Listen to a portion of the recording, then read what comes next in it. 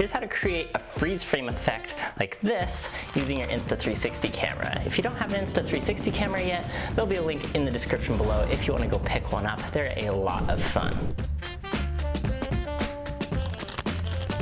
I'm going to be using Final Cut Pro for this, but you could use Premiere Pro as well. Plug your camera into your computer and then locate the video file that you want to edit. Open the Insta360 Studio program and drag in that file. Now go to Export and select to export this as a 360 video. This process converts the video file so that it's compatible with Final Cut Pro.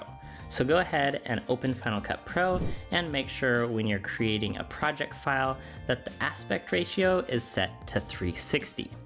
Take the video file and drag it into the timeline. Find the spot in the video where you want to create the freeze frame effect and hit Command B to split the video at that location. Click on the right arrow key to move one frame to the right and hit Command B again to split the video here as well. Now zoom all the way in until you can see this one frame that you've separated out from the rest of the video. Select it and hit Command R to bring up the retime option. Grab the end of the green line here and drag it all the way out as far as it'll go. There's a limit to how far you can stretch out a single frame. So if you want this to be longer, you can just copy and paste the frame. Now it's time to add the crop and keyframe the camera moves. You can do all of this in Final Cut Pro if you want to, but I find it a bit more intuitive to add the keyframes in the Insta360 Studio program.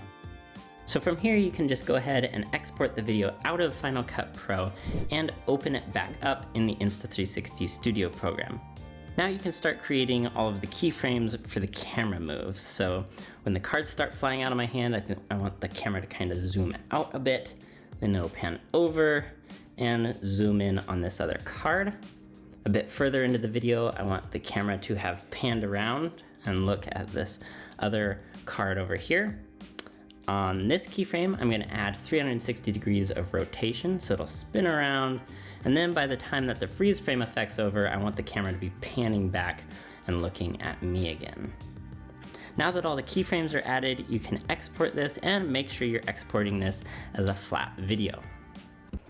And here's the final results.